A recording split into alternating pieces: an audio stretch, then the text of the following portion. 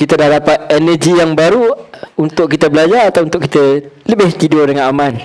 Right. Dua-dua boleh. Sekejap tak jadi. Assalamualaikum. Okey. Sekejap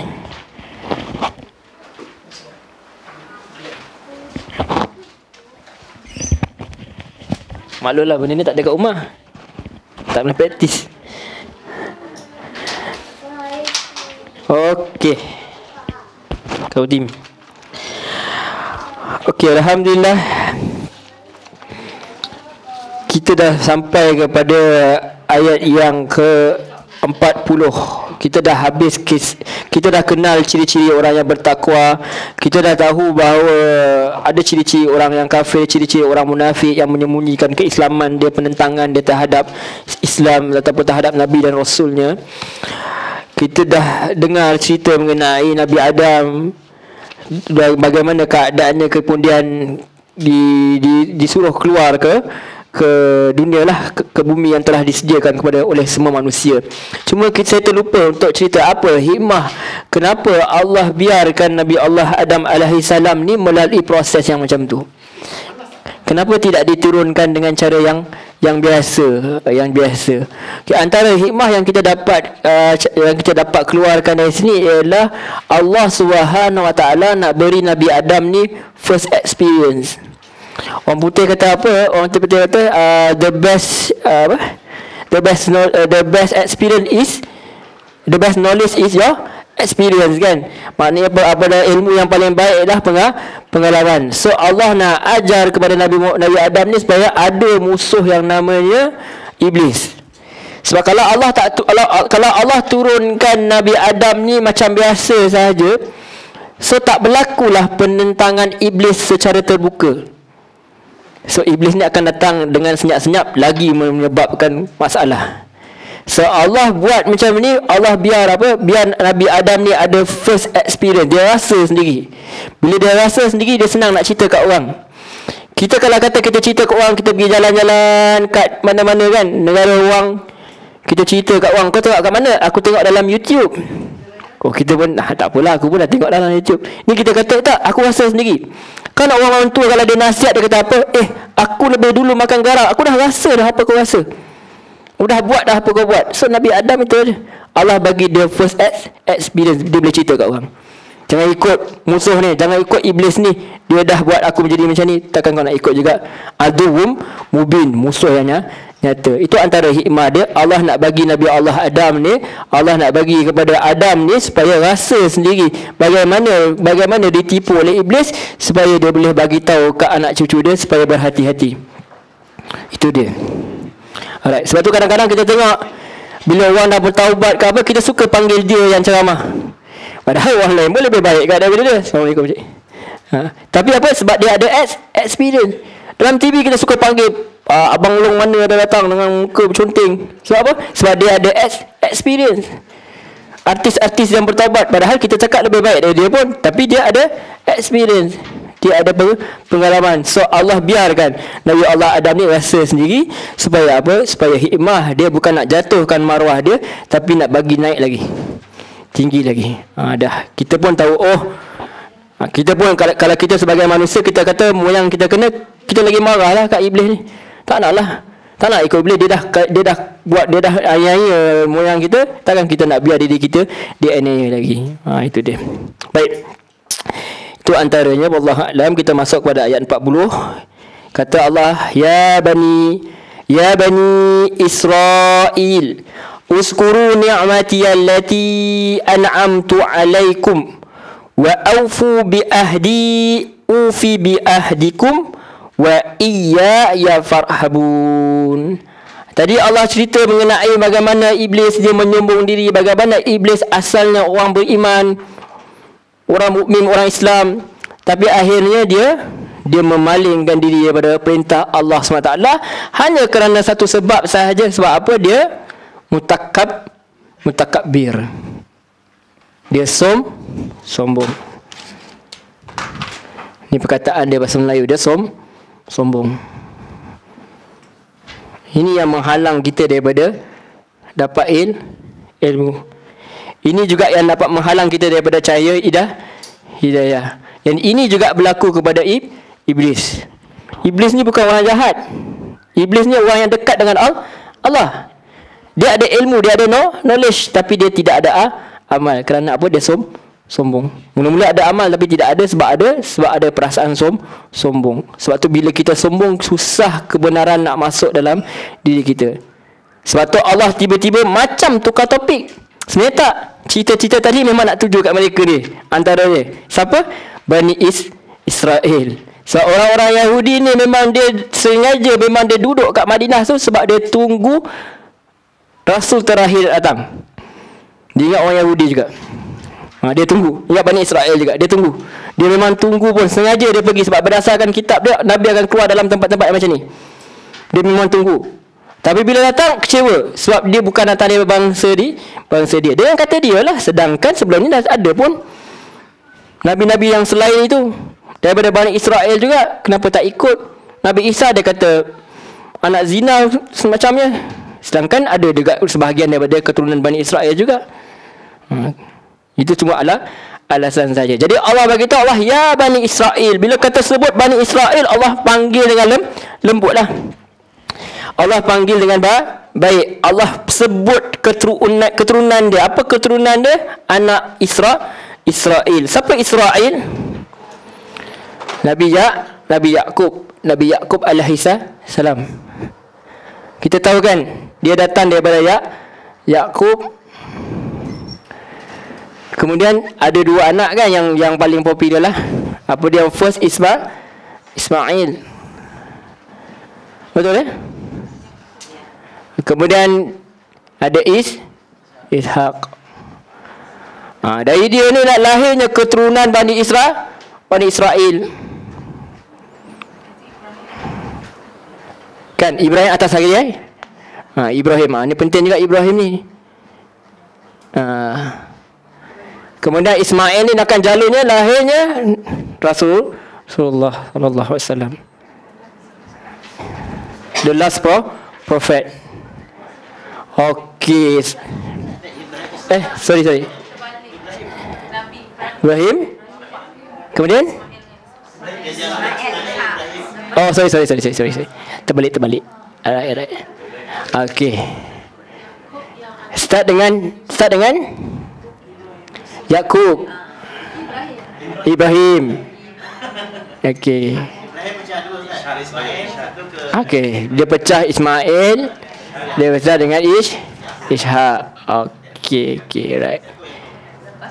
Lepas Ishaq pun Yaqub. Okay, thank you. Alright. Daripada Yaqub yang nanti yang akan lahirnya keturunan Bani Israel. Okey, betul Alright. Ibrahim, Ismail, Ishaq, Yaqub, Bani Israel. Mana daripada keturunan Ismail akan lahirnya Rasulullah, keturunan Rasulullah SAW. Sebab tu Rasulullah SAW ni datang daripada jalur Ismail. Tapi orang Yahudi dia tak terima jalur Ismail sebab dia kata Ismail ni anak perempuan simpanan. Dia kata begitu. Jadi dia tak terima lah. Dia terima cuma belah Ishaq saja. Tapi semuanya sepakat, siapa saja, Arab Quraisy ke, orang Islam ke, siapa ke, orang Kristian ke, siapa, semua sepakat menerima Ibrahim. Sebab cerita dia ada dalam surah ni. Tak cerita pasal Nabi-Nabi yang lain sangat. Cerita pasal Ibrahim dulu. Nak tunjuk kita sebenarnya datang daripada keturunan yang sama. Asal tadi Adam cerita. Lepas tu cerita pula Ibrahim. Sebab nak tunjuk kita sebenarnya datang daripada agama yang sama. If you betul-betul minat, betul-betul sayangkan Nabi Ibrahim, so kena ikut Milatul Ibrahim lah. Siapa yang tunjuk kena ikut apa? Agama Nabi Ibrahim. Apa agama dia? Islam. Daripada Nabi Adam sampailah kepada semua dia adalah Islam. Baik. Apa maksud Islam? Dia dah duduk dalam kesalahan, selamatlah, menyerah diri kepada Allah SWT. Jadi Allah sebut ya Bani Israel, anak cucu Yaqub dengan Yaqub bin Ishaq tu. Uskuru ni'mati allati an'amtu alaikum. Ingatlah kamu atas nikmatku. Yang apa? Yang an'amtu alaikum, yang telah aku anugerahkan kepadamu. Wa aufu bi ahdi, ufi bi ahdikum wa iyaya farhabun. Tunaikanlah perjanjian aku denganmu, maka aku akan tunaikan perjanjianku kepadamu. Penuhi janji apa? Penuhi janji dengan Allah Subhanahu Wa Taala. Apa antara janji dia Bani Israel? Antara janjinya dia nak mengikut Nabi akhir zaman. Dan memang dia tunggu pun. Itu bukan benda yang kita reka-reka. Memang dia tunggu pun. Dia pun sendiri cakap dekat orang Arab, nanti kita akan jumpa. Kata nanti Nabi kami akan datang, kami akan halau kamu semua. Dia punya confident dia. Sedangkan Allah kata apa? Penuhilah janji tu. Antara janji Allah SWT, Allah nak jadikan dia orang sebagai umat yang terbaik. Memang Allah pernah jadikan mereka ni umat yang terbaik, dan syarat untuk meneruskan kesinambungan itu adalah dengan mengikut Nabi akhir zaman. Sebab tu Nabi kata orang Yahudi kalau dia masuk Islam, dia dapat dua pahala. Dia tak membatalkan pun amalan dia sebelum ni. Tu dia. Allah dia nak tarik, nak ajak makhluk dia macam-macam tawaran. Macam kita nak jual barang lah, macam-macam tawaran. Tapi tak nak lagi, tak tahulah. Sebab Allah macam-macam tawaran. Murah kan. Nak habiskan semua dosa-dosa ni, nak dapat bagi pahala lagi, nak bagi apa lagi semua, tapi akhirnya mereka masih tak mahu lagi. Sebab apa? Sebab sombong. Okey, so Allah kata apa? Ya Bani Israel, ingatlah nikmatku yang telah aku anugerah kepadamu, dan tunaikanlah perjanjian kepadaku, maka apa?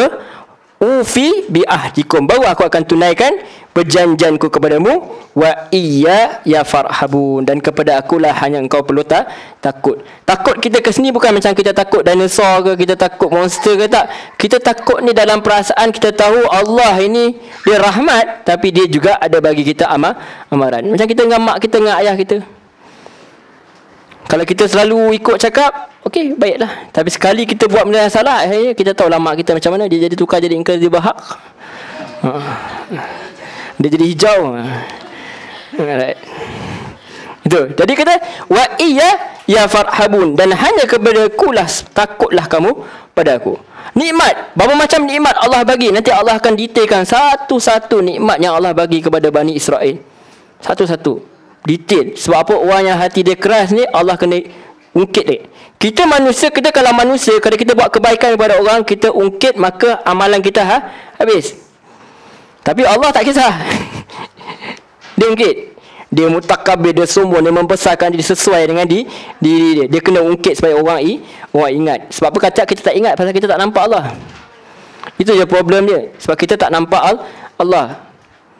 Dan itu semua adalah kepada keimanan saja. Yang takwa itu di sini kan.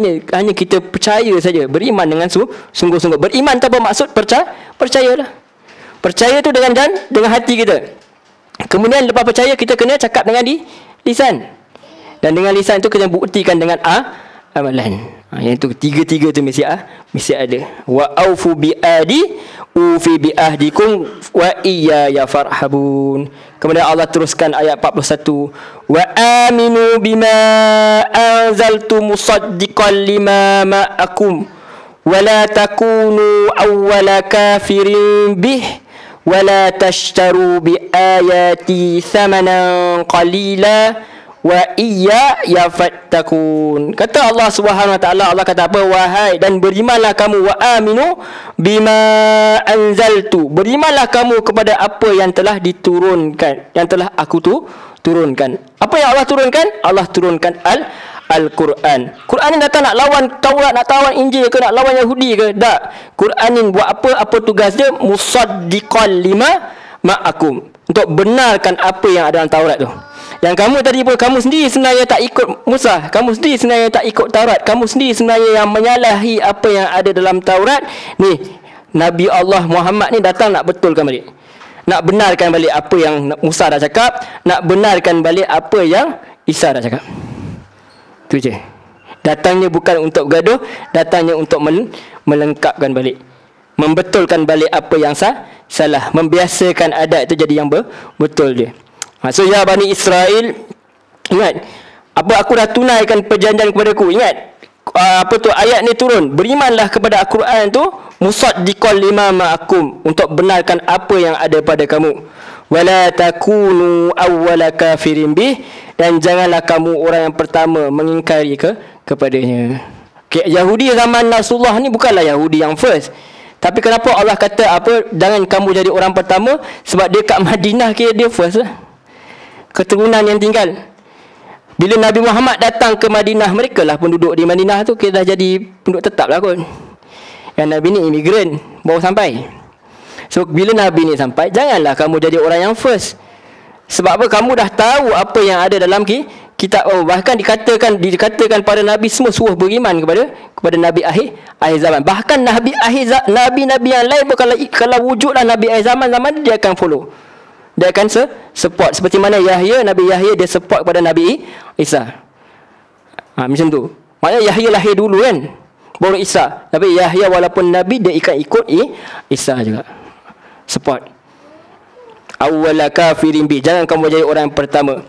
Sebab itu apabila sahabat dia datang ke Madinah, dia rasa lega sikit.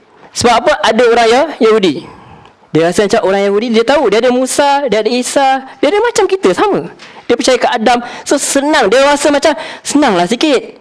Pasal dekat akhirat tu memang tak tahu benda, tahu Nabi Ibrahim sembah bahala, everything apa semua memang out of ni lah. Kita tak boleh nak buat apa-apa lah. Tapi dia rasa bila dia pergi jumpa Yahudi, dia rasa tenang sikit. Sebab tu kita tahu, nak Umar pun pernah nak baca kitab Taurat semua kan. Dia rasa adanya orang kata kesinambungan tu. Ada orang kata chemistry tu ada. Sama. Dia sebut amin, kita sebut amin juga kan. Kalau orang Arab sama je lah, amin je lah. Jadi nampak. Jadi mereka rasa lebih lega. Tapi malangnya sebenarnya orang Yahudi ni lah penentang yang paling utama. Sebab dia ada apa? Sombong. Bukan semua, tapi kebanyakannya ketika Nabi di Mekah tu, di Madinah tu. So wala tashtaru bi ayati samanan qalila wa iyaya fattakun. Dan jangan pula kamu jual belikan ayat-ayatku dengan harga murah, dan hanya kepadaku lah bertakwalah kamu kepadaku. So kita pun jual lah buku kitab mahal-mahal. So Allah kata jangan jual murah-murah, jual mahal. Tak. Apa maksud di sini? Maksudnya jangan kita perdagangkan agama tu. Contohnya apa yang setengah orang buat, dia nak minta ampun, dia apa? Nak minta ampun dia kena bayar dulu.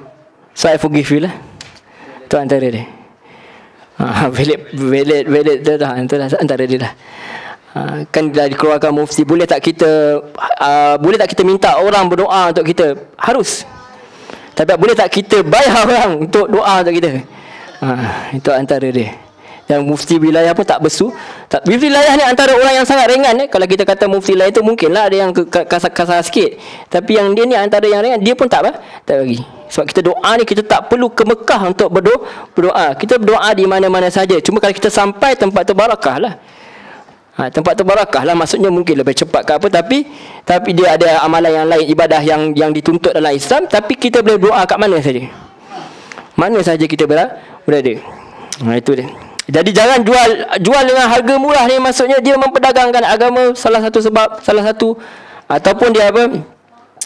Ataupun sepatutnya macam kita cerita tadi, sepatutnya dengan agama ni, sepatutnya dia ambil agama ni, dia jual dengan kesesatan. Dia ambil kesesatan, dia sanggup masuk neraka, dia sanggup gadaikan diri dengan nasib dia di akhirat kelak demi untuk mendapat habuan dunia. Contohnya apa? Riba, dia ambil riba. Dia tipu timbang. Sebab apa? Tak apalah. Benda sikit je riba ni pun, bukan banyak pun. 1% je. Tapi dia tak tahu di sisi Allah, satu orang kita tipu 1%. Ada orang kan pernah jadi kes kan, dia tipu orang tu, dia ambil sikit je, 10 sen, RM1 je dia ambil. Contoh 10 sen ke dia ambil. Kalau dah berapa orang kat Malaysia ni, dah dapat berapa dah? Free je, bukan hak dia. Itu antara dia mempermainkan agama Allah, dia menipu orang. Jadi dia sanggup sebab apa? Dia tak kisah kepada azab neraka sebab dia tak nampak. Yang penting apa di dunia dulu. Itu maksud dia. Dia jual apa ayat-ayat ni dengan harga yang murah. Nak dapatkan apa? Nak dapat kemewahan dunia tu, dia sanggup tinggalkan semayang. Dia sanggup, ada orang dia boleh meeting sampai pukul berapa pun tak kisahlah, semayang zuhur ke apa, tak apalah, aku jamak nanti. Aku qasar lah, aku qadak lah nanti. Sebab apa? Dia nak dapat apa? Habuan dunia yang tak sementara sahaja. Itu antara dia.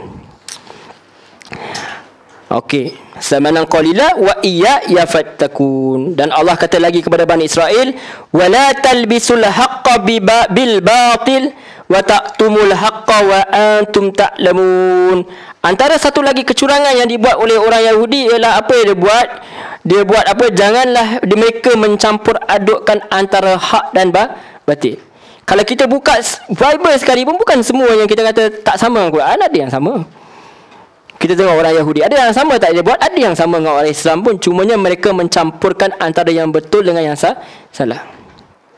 Kita jangan tengok agama orang, kita tengok agama kita pun kadang-kadang kita sendiri pun sebagai orang yang lama Islam pun kita campurkan antara yang amalan yang Nabi ajar dengan amalan nenek moyang. Nenek moyang yang okey tak apa, tak ada masalah, tapi yang bercanggah. Misalnya orang dulu suka malam Jumaat membaca ayat Quran tu tak adalah masalah, tu satu masalah lain. Tapi dia buat apa? Kemian. Dia perkasap. Malam Jumaat dia buat dengan kemian, dengan ni. Apa dia buat tu?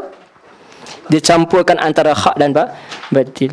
Itu dia. Wala talbisul haqqa bil batil wa taqtumul haqqa wa antum ta'lamun. Dan jangan kamu sembunyikan kebenaran itu padahal kamu ketahui tentang kebenaran. Apa yang baik-baik tentang diri dia ceritalah dekat orang Arab. Dia ceritalah kat sahabat Nabi semua. Tapi apa yang buruk tu dia so dia tak ceritalah keturunan dia pernah dimarahi Allah, pernah bunuh Nabi ke apa. Maaf Bismillah.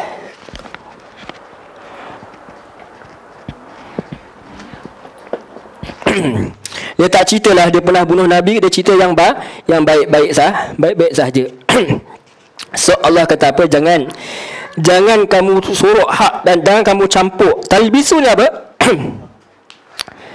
Allah talbisu tu campur aduk. Al-haqqa iaitu kebenaran, bil batil dengan kebatilan, wa taqtumul haqqa dan jangan kamu sembunyi kebenaran padahal kamu ketahui tentang kebenaran itu, wa antum ta'lamun. Kita pernah dengar perkataan talbisu iblis kan? Talbisu apa maksud dia? Dia campur aduk kan. Ada yang nampak baik, ada nampak buruk, yang buruk tapi nampak baik. Itu antara dia. Wa taqtumul haqqa wa antum ta'lamun dan kamu sembunyi kebenaran. Apa antara kebenaran yang dapat dalam Taurat, yang terdapat dalam Taurat ialah apa? Nabi Muhammad sallallahu alaihi wasallam tu nabi akhir zaman. Itu dia mereka sembunyikan. Mereka cerita semua Bani Israel, mereka cerita semua pasal Ishak, pasal Ibrahim, pasal Yaqub, tapi mereka tak cerita pasal ada nabi terakhir nama dia Ahmad. Mereka kata tak, nabi ni nabi palsu ni, ciri-ciri palsu tu ada pada dia. Padahal dalam setengah riwayat mengatakan masa Nabi sampai tu dia jauh, dia tahu satu Nabi Muhammad, ada tanda. Dia kenal. Bahkan dalam Quran kata apa? Mereka kenal Nabi Muhammad ni seperti mana mereka kenal anak mereka sendiri. Bahkan dalam hadis diceritakan siapa yang masuk Islam tu Abdullah bin Salam. Abdullah bin Salam ni orang Yahudi. Dia bukan setakat orang Yahudi biasa, dia pendeta pun. Dia tahu pun kitab Taurat. Dia kata apa? Aku masih belum masuk Islam. Aku tak ikut agama Nabi Muhammad lagi. Aku baca Quran, aku baca Taurat tu pasal Nabi Muhammad ni, pasal Rasul terakhir ni. Aku kenal dia lebih daripada aku kenal anak aku sendiri. Dia tambah lagi. So apa dia kata? Sahabat tanya, kenapa kamu kata demikian wahai Abu Salam? Kenapa kau cakap macam tu? Abdullah bin Salam. Sebab dia kata, aku tak tahu isteri aku buat apa kat belakang aku. Maksudnya nak cakap aku tak sure lah ni anak aku ke tidak. Bukanlah dia ragu-ragu. Ini cuma orang Arab dia ada mubalarah. Mubalarah ni apa? Perbandingan dia melampau. Kita pun dengar takut. Al-Quran berkata, kau takkan masuk syurga melainkan apa? Unta masuk ke dalam jarum. Takkan jadi. Macam mana unta nak masuk dalam jarum? Itu mubalarah. Dia punya, kalau kita dengar dahsyat, tinggi betul. Aku kenal, aku tak sanggup. Maknanya bukan nak kata dia ragu-ragu dengan isteri dia. Dia buat perbandingan. Kan Nabi sendiri pun pernah buat perbandingan yang melampau. Contohnya apa? Yang exaggerate, yang besar. Contoh dia kata apa? Kalau ada Nabi selepas aku, maka Umar lah orang dia. So adakah Umar akan jadi Nabi? Taklah. Itu perbandingan. Mubalarah dia panggil. Ada perbandingan dia. Melampau. Mubalarah dia. Okey. Macam tadi, wala talbisul haqqo bi batil wa taqtumul haqqo wa antum ta'lamun. Jangan kamu sembunyikan kebenaran padahal kamu mengetahui. Ini Allah tak marah ni, Allah sedang cakap dia dengan nada yang baik. Ya Bani Israel, ingatlah nikmat-nikmat aku. Dulu aku dah bagi banyak sangat dah. Sedangkan mereka dihalau oleh banyak-banyak tempat, mereka merantau, akhirnya mereka diterima pun di Madinah. Itu pun rahmat. Boleh buka perniagaan. Sekarang apa yang perlu buat cuma terima sahaja apa tu hidayah daripada Allah ni, melalui Nabi Muhammad, itu saja. Allah tak minta lebih. Allah bukan suruh kamu buang perniagaan kamu, tak, cuma baiki sahaja. Buang yang riba-riba, itu sahaja. So Allah kata apa lagi? Wa aqimus salah wa atuz zakah warka'u ma'arrakiin. So Allah buat apa? Allah suruh wa aqimus salah. Apa maksud dalam Inggeris? Dia kata establish salah. Tunjuk depan orang lah. Maksudnya bukan buat seorang-seorang, dia kena tunjuk, dia kena dirikan. Sebab dia kata hayya 'alas salah. Kita tak sembahyang senyap-senyap, nyuruh-nyuruh belakang orang, tak. Itu antara nak mengatakan bahawa kuatnya sembahyang jemaah tu. Antaranya. Sebab kata dia tak boleh buat seorang. Sebab apa? Dia panggil wa aqimus solah, dirilah kamu solah, dan kata apa? Wa atuz zakah, mesti ada bagi zakat, mesti ada hubungan dengan Allah, mesti ada hubungan dengan manusia. Orang yang solat sepatutnya sedar bahawa semua yang ada pada dirinya bukan sebab dirinya, sebab apa yang Allah kurniakan. Jadi sedar harta tu bukan harta dia. Kita ni satu, apa sahaja dalam kita ni, kaki ke tangan ke harta, semua anak-anak semua dia pinjaman daripada Allah SWT. Jadi dia kata apa? Warka'u ma'ar raki'in, dan rukuklah kamu bersama orang yang rukuk. Orang Yahudi beribadah tak beribadah, tapi Allah kata apa? Kamu kena rukuk dengan orang yang rukuk. Siapa? Rasulullah SAW dan para sahabat. Maksudnya kena masuk Islam lah. Rukuk bersama dengan orang yang rukuk, tunduklah bersama dengan orang yang tunduk, ikutlah, patuhlah bersama dengan orang-orang yang patuh, merujukkan kepada Nabi Muhammad SAW dan sahabat-sahabat. Sebab tu kita pun sampai sekarang, siapa kalau Nabi kata apa, kurun yang terbaik ialah kurun aku dan sahabat dah. Kedua sebab orang yang mengikuti sahabat tabi'in, kemudian orang-orang yang mengikuti sahabat tu, anak murid sahabat tu, tabi'in. Itu je 3 kurun yang terbaik. So Yahudi pun terpaksa akur bahawa wahai keturunan Bani Israel ni, Allah panggil lembut, wahai Bani Israel, kau mengakukan Yakub tu moyang kamu, maka ikut Nabi Muhammad. Ikut Nabi Muhammad supaya apa? Kamu selamat. Masuk Islam. Atamuruna an-nasa bil birri, kemudian Allah bunyi kasar sikit, kata atamuruna an-nasa bil birri wa tansawna anfusakum. Patutkah kamu suruh manusia ni dengan kebaikan dan kamu melupakan diri kamu sendiri? Ni ayat pun sedap juga ayat ni. Kita kata apa? Tak boleh suruh lah orang, sebab kita pun tak layak. Ramai orang kata apa? Aku tak perfect, jadi aku tak nak dakwah. Tak. Bukan maksudnya begini. Maksudnya apa? Allah bukan nak tunggu kita perfect. Allah nak tunggu kita buat. Jadi masalah dengan orang Yahudi ni, suruh orang buat. Contoh ada dalam hadis, ada satu ketika Nabi Muhammad masuk kepada satu orang ni, anak dia hampir nak meninggal dunia. Kemudian Nabi suruh budak tu mengucap kalimah la ilaha illallah lah. Maksudnya dia suruh. Kemudian budak kecil tu buat apa? Dia tengok bapak dia Yahudi kat Madinah. Dia tengok bapak dia kata, kau turutilah apa yang Abu Qasim suruh. Kemudian dia masuk Islam, dan dia mati, Nabi keluar senyum. Bapak dia masuk Islam tak? Wallahu alam. Tapi rasanya tak. Maksudnya dia tahu bahawa kalau tak ikut Abu Qasim ni, mereka panggil Abu Qasim lah, bapak kepada Qasim yang meninggal, anak dia meninggal. Kalau tak ikut Abu Qasim, mereka tak panggil Rasulullah, pasal mereka tak iktiraf, mereka panggil Abu Qasim. Kalau anak dia tak ikut Abu Qasim, habis masuk neraka. Dia tahu itu. Tapi kenapa tak nak ikut? Tadi sombong, terpaksa akur kepada apa? Kepada pemerintahan Nabi Muhammad SAW, terpaksa bagi zakat sikit kat orang ni. Dia tak nak. Dia tak nak kongsi harta. Manusia biasa apabila melibatkan harta, dia jenis sikit. Kita tengok perempuan, minta maaf cakap, nak bercerita sajalah. Kenapa orang perempuan menentang poligami setengahnya? Kenapa? Sayang sangat kat suami dia, bukan handsome pun. Allah. Sebab tak nak kongsi harta. Saya bukan nak kritik, tapi itu sifat manusia. Sebab tu kita tengok bangsa lain pun, kebanyakannya orang yang ada, dia tak kisah isteri dia, suami dia ada perempuan simpanan pun dia tak kisah. Adalah banyak mana pun. Yang penting jangan kahwin lelaki aku. Sebab apa? Nanti kena kongsi harta. Kat dunia ni kau bagilah apa-apa, esok suami aku mati, mampu aku. Dia tak kisah. Itu manusia. Itu antara Yahudi. Kenapa juga Arab Quraisy dia tak nak masuk Islam? Sebab antara dia punya bisnes terbesar adalah berhala. Orang datang ke Mekah, datang nak sembah berhala tu. Abraha dulu datang sembah, dia nak tukar, dia nak pindah buat Kaabah dekat tempat dia kan. Tapi tak jadi, semua pergi kat Kaabah juga. Orang pergi kat Mekah juga. Sebab tu bisnes. Harta boleh menyebabkan manusia lupa. Untuk ujian paling besar, kata sahabat, kami tak risau diuji dengan kesusahan, yang paling kami risau diuji dengan kesenangan. Antara dia. So harta pun antara sebab lah kenapa Yahudi tak nak masuk, tak nak ikut Nabi Muhammad sallallahu alaihi wasallam. Dan di antaranya dengki lah. Dengki sebab diberi kepada bangsa selain daripada Yahudi, selain daripada Bani Israel. So Allah kata, atamuruna nas bil birri wa tansawna anfusakum. Kau suruh orang buat baik tapi kau lupa diri sendiri.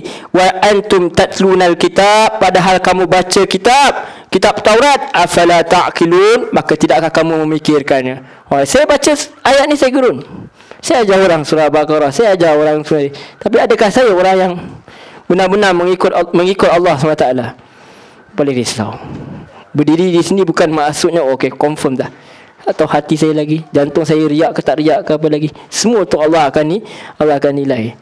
Kadang-kadang mungkin orang yang duduk sini dia lagi tenang, lagi aman, lagi selamat dia ataupun orang tengok kat YouTube kat rumah je, tak ada siapa pun tahu. Yang duduk kat depan ni belum tentu lah nasib dia. So Allah kata apa? Wa antum afala ta'qilun, mengapa kamu tak memikirkannya? So kita boleh cakap macam-macam, bunyi orang pun kagum dengan kita, tapi adakah kita benar-benar mengamalkan Islam? Hanya Allah SWT saja yang tahu. Kerana Allah kata apa lagi? Wasta'inu bis-sabri was-salah. Dan mintalah pertolongan. Dengan apa nak minta pertolongan ni? Sabri, dengan kesabaran, was-salah. Kita ingat awal-awal dalam surah Al-Fatihah kita kata iyyaka na'budu wa iyyaka nasta'in. Kepada Allah lah kita menyembah, memperhambakan diri, dan kepada Allah lah kita memohon pertolongan. Jadi nak mohon pertolongan macam mana wasta'in ni? Dengan sabarlah.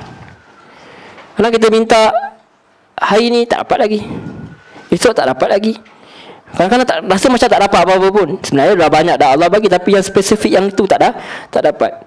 Jadi Allah ajar apa? Nak minta Allah dengan sabar dan kena ada salah. Hubungan manusia dengan Khalik dia, dengan pencipta dia paling rapat ketika apa? Ketika dia sujud. Ini yang akan menyebabkan apa? Ini akan menyebabkan kita terungkainya benteng, musnahnya benteng kesombongan. Kita paling sayang dengan mak ayah pun ada tak letak kepala kita dekat dahi kat dia, lantai, tak ada. Paling-paling kita cium dia, kita peluk dia. Ini tempat bagi orang Melayu main kepala ni. Kalau orang Melayu main kepala ni, memang kau ni betul pijak kepala bapak tu. Hoi, pantang sungguh kan, Perdana Menteri kan.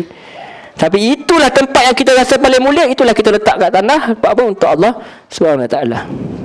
Tempat orang jalan kaki, pijak, kita pun letak.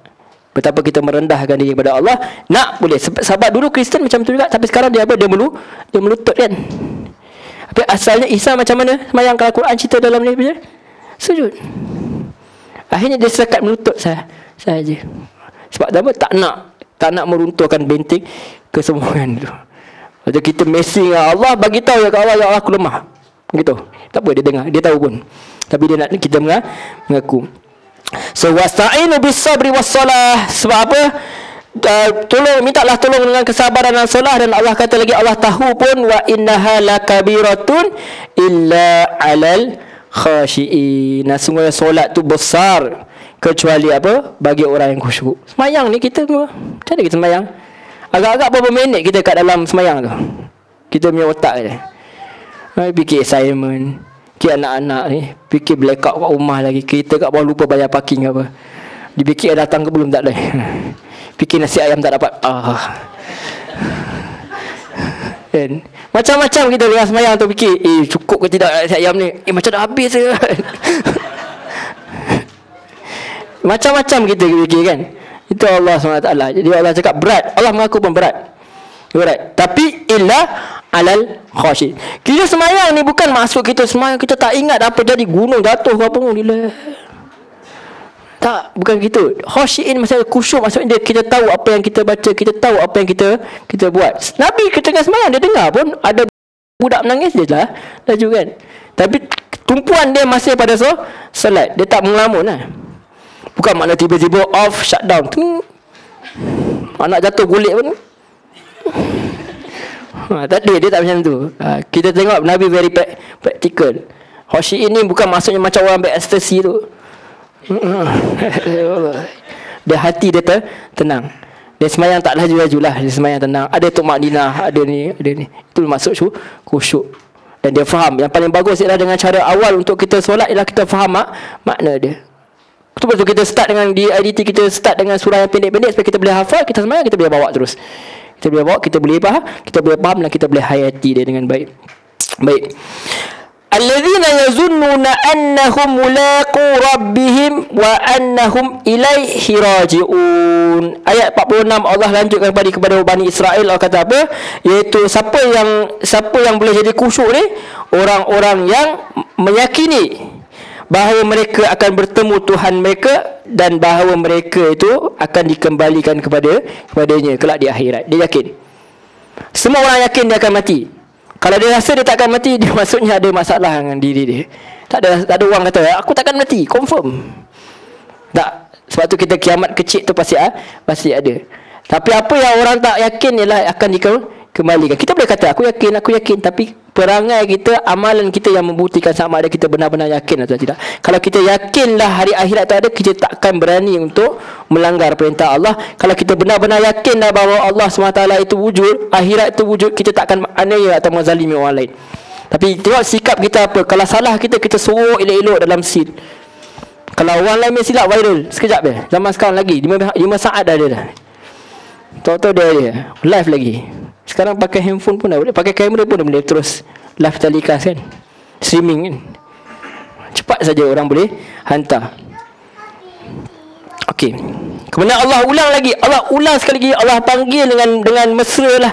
Kalau Syed Qutb kata Allah panggil dengan baik sekali. Allah panggil dengan berlemah lembut sekali. Allah kata ya Bani Israel, wahai Bani Israel.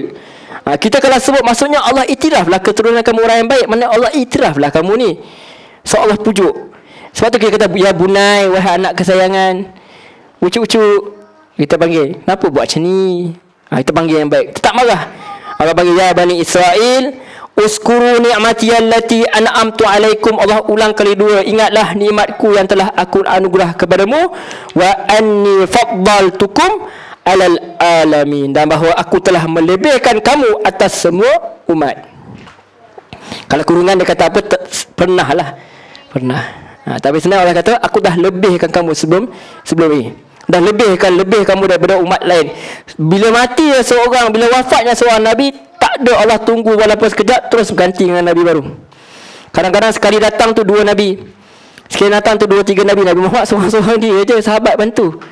Tapi pada Bani Israel ada Musa, ada Harun kan, Ibrahim ada Ismail, tu ada anak lagi, Isa ada Yahya, kan ada kawan kan, ada je, mesti ada, sentiasa ada. Kita baca dalam surah Yasin, seorang rasul datang seorang rasul lain, datang lagi seorang rasul, backup. Maksudnya Allah lebihkan. Nanti kita baca selagi jalan kaki pun ada awan ikut, tak payah beli payung, follow. Betapa Allah manjakan Bani Israel. Kenapa? Sebab dulu mereka disiksa jadi Allah sebagai yang adil ni, Allah bagi kelebihan kepada mereka. So Allah pilih siapa saja bangsa yang dia nak pilih. Allah boleh muliakan siapa saja. Kunjung kita di Malaysia, Sultan Selangor pula, Sultan Melaka terima Islam, maka Allah muliakan orang Melayu. Orang Melayu bawa Islam, Allah muliakan. Bangsa lain bawa Islam, Allah muliakan juga. Allah tak kisah. Tengok sekarang siapa yang paling banyak berdakwah, contohnya orang Cina semua apa, mereka Allah naikkan, tak ada masalah. Allah bagi. Orang Arab Allah bagi, kenapa? Sebab mereka naikkan Islam, mereka tolong Nabi, Allah bagi. Allah bagi kepada siapa saja yang nak. Allah pernah bagi kepada Bani Israel, Allah bagi juga kepada bangsa-bangsa lain. Tak ada masalah. Sebab itu antara hikmah kenapa malaikat memang di sisi Allah. Kenapa Allah letak juga jin sebelum ni di sisi Allah, iblis, manusia pun di sisi Allah, sebab Allah nak bagi peluang yang sama. Supaya tak ada satu pun yang akan kata kau tak bagi peluang kat jin pun. Ya Allah, kau tak bagi peluang kat manusia pun. Tak, semua dah ada dah. Semua ada peluang yang sama ada kita grab atau tidak saja. So Allah kata apa? Allati an'amtu alaikum wa anni faddaltukum alal alamin, dan bahawa aku telah melebihkan kamu atas semua umat. Jadi bila Allah lebih, Allah kata apa? Wattaqu yawman la tajzi nafsun an nafsin syai'a. Di sini terjemah dia kata takut sebenarnya apa? Dan bertakwalah kamu pada hari yang maksudnya hari akhirat dah. La tajzi, yang seorang pun tak dapat bela, tak dapat tolong terhadap nafsin an nafsin, terhadap orang lain syai'an, walaupun sedikit pun. Macam mana syarat nak dapat syafaah? Kita semua tahu syafaah. Macam mana nak dapat syafaah? Kalau sebenarnya dalam bahasa Arab maksudnya dia menggenapkan apa yang ganjil. Apa maksudnya menggenapkan yang ganjil? Maksudnya dia cukupkan timbangan tu, mana kurang dia cukupkan. Itu syafaah. Kalau pertolongan saadah kan, tapi sebenarnya dia, kalau kita terjemah dalam istilahnya pertolongan lah. Nabi Muhammad antara orang yang boleh bagi syafaah dengan izin Allah. Bukan setakat kita selawat saja. Selawat boleh menyebabkan kita dapat syafaat. Tapi kalau selawat tak ikut Nabi, tak jadi. Syahadah kita ada dua. Asyhadu an la ilaha illallah. Aku bersaksi bahawa Allah itu Tuhan. Kalau bersaksi Allah Tuhan, kena sembah, kena takut dengan dia lah. Kena ikut perintah dia, kena jauhi larangan dia. Tapi tak cukup dengan itu. Syahadah kita ada kedua. Asyhadu anna Muhammadan abduhu wa rasuluh, ataupun Muhammadar Rasulullah. Bahawa Nabi Muhammad itu Rasul ataupun hamba Allah. Kena beramal seperti mana yang Nabi ajar. Bani Israel sembah Allah tak? Sembah. Tapi dia belum memenuhi syarat yang kedua, iaitu mengikut Nabi Muhammad sallallahu alaihi wasallam. Itu dia. Itu Allah uji lah. Allah uji kepada kita. Sama ada kita orang Melayu, kenapa nak ikut Pak Arab? Saya lecturer saya Arab. Allah pangai. Cakap dengan dia pun susah. Lecturer saya semalam, today no class. Not enough people. 3 orang dah tak nak balik. Dia tunggu 3 orang lagi. Tapi kenapa kita ikut kan? Sebab kita bukan ikut agama bangsa, kita ikut agama Allah. Walau siapa pun yang bawa. Itu sikap kita nak meruntuhkan apa tu asabiyah tu kan. Perangai semangat kebangsaan itu. Alright. Teruskan ayat apa tadi? Ayat 8 47 kan, masuk 48. Takutlah kamu pada satu akhirat, seorang tak dapat bela pun terhadap orang lain sedikit pun, yuqbalu binha syafaah, dan diterima daripadanya syafaat pertolongan. Apa lagi? Wala yukhazu minha adlun walahum yunsarun, dan tidak diambil daripadanya orang kafir tebusan, dan tidaklah mereka diberi pertolongan. Allah kata apa? Takutlah wahai Bani Israel, bertakwalah kamu pun dah tahu dah pasal hari akhirat ni. Musa dah datang, Isa dah datang, Ibrahim pun cakap benda yang sama, Ishak pun cakap benda yang sama. Takwalah kamu pada hari tak ada seorang pun dapat bela orang lain walaupun sedikit pun. Di dunia ni kalau kita ada salah ke apa, kita nak masuk universiti, kita boleh pakai kabel. Betul tak? Saya kerja di Cosmopoint, antara saya dapat recommend daripada lecturer. Sebab apa saya baik? Sebab saya memang anak murid yang baik. Terima kasih. Itu antara je. Terus dapat kerja di Cosmopoint 3 tahun 4 tahun saya kerja. Lepas tu dapat jodoh pun kat sama. Alhamdulillah. Itu antara dia. Cosmopoint. Masa saya ambil diploma multimedia dulu. Kemudian saya ambil diploma syariah pula di UMSET. So tapi di akhirat tak ada. Allah tak terima tebusan sebab Allah tu maha kaya. Ni ada malaikat kan yang tugas dia mengawasi kita. Boleh kita rasuah dia pun tak heran. Dia kata aku tak perlukan duit semua ni. Dan Allah apa-apa ta'ala lagi, Allah ghani. Sebab tu Allah kata tebuslah kamu dengan apa pun harta, anak pinak ke apa. Kalau boleh untuk tebuslah. Allah tak heran pun. Sebab Allah ghani, Allah kaya. Itu masalah dia. Sebab Tuhan kita kaya tak boleh nak rasuah. Jadi Allah kata tak ada seorang pun boleh tolong. Kita dah, kalau kita belajar daripada surah, lagi kat sini kita buat kelas tu, dalam surah-surah juzul ammah tu kata bila nak kiamat tu nanti semua orang akan lari daripada orang lain. Lari daripada saudara mara dia, lari daripada isteri dia, lari daripada dia, semua takut ni bertanggungjawabkan. Bahkan kita akan menyalahkan iblis. Iblis kau punya pasal lah ni. Ataupun kita salahkan 7-Eleven. Kenapa lah kau jual Arab? Aku jual Slurpee kan. Kenapa tak beli Slurpee? Itu antara dia. Wallahu a'lam. Alright, habis ayat 48. Soalan.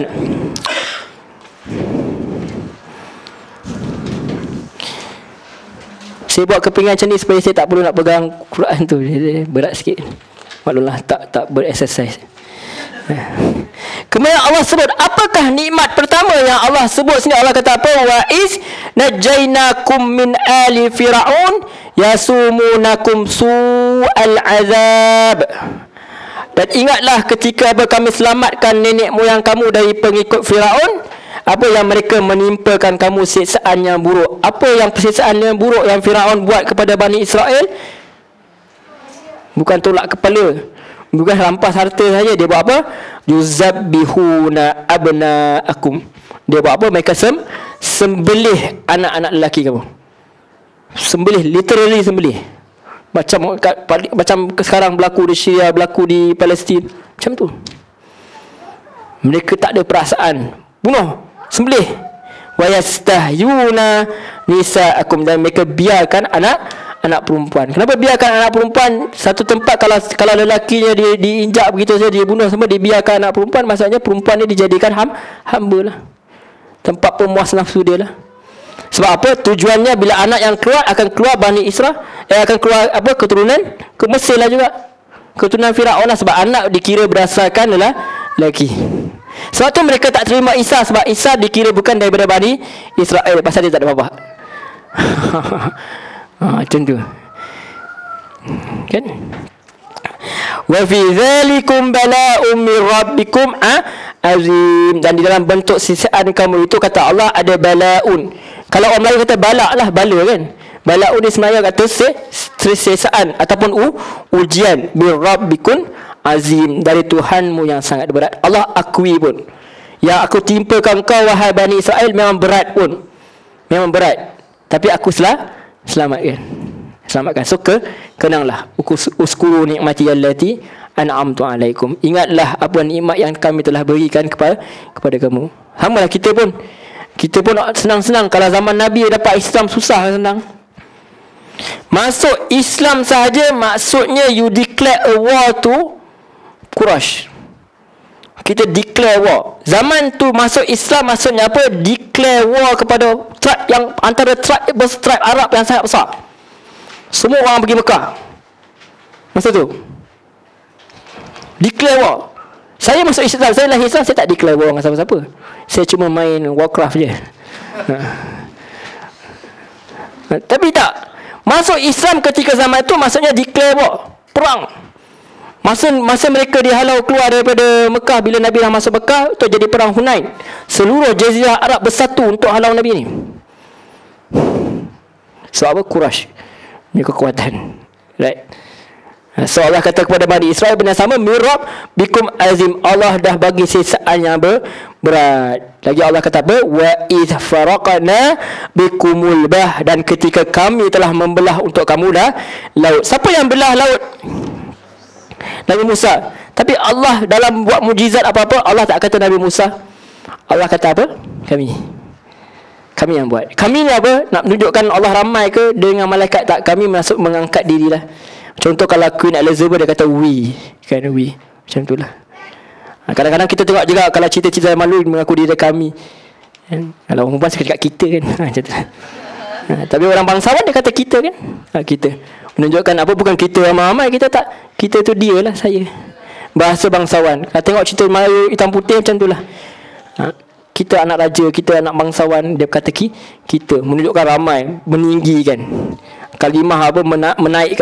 Menaikkan diri dia. Contoh saya kata Assalamualaikum. Ramai ke seorang? Kalau saya seorang-seorang, ramai-ramai pun kata Assalamualaikum. Seorang-seorang pun saya kata Assalamualaikum. Kenapa?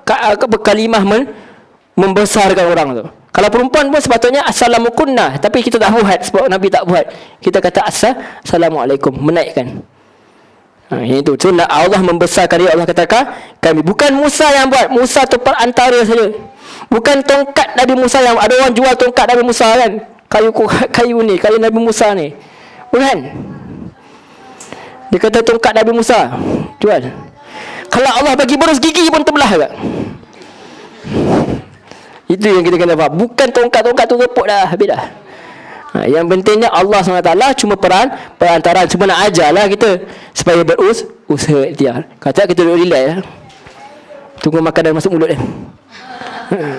Tak jadilah macam tu. Kena ada ikhtiar juga. Alright.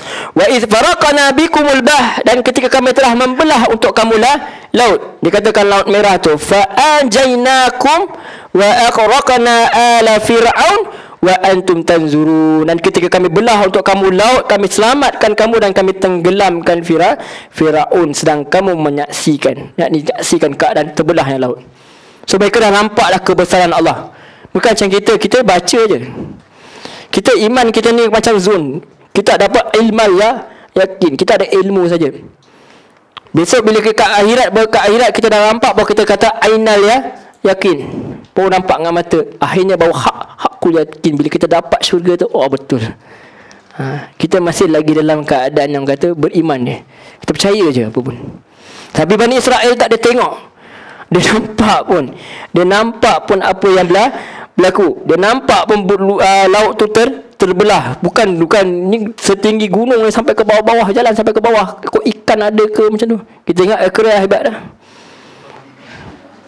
Adakah Nabi Musa risau? Tak. Dia pergi dalam keadaan dia percaya.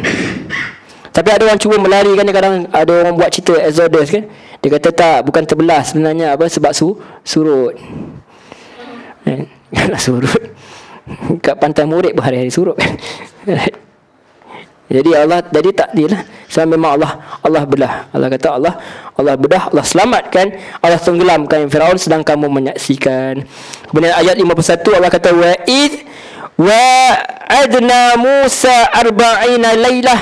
Ini Allah cerita pula ketika mereka dah selamat. Sebelum tu mereka selamat, mereka nampak orang sembah berhala. Teringin. Nabi buatlah satu Tuhan macam ni. Allah. Musa kata kau ni apa ni, jahil, marah. Bodoh ke apa ni? Padahal baru nampak kebenaran. Sebab tu kita kata benda-benda ajaib sebenarnya tak mengubah kita. Ada orang suka tengok sujud, sejarah sujud, nama Allah dekat langit. Dia kata Quran tak terbakar apa semua. Padahal nak melupuskan Quran cara terbaik ialah dengan cara membakarnya dan tanam.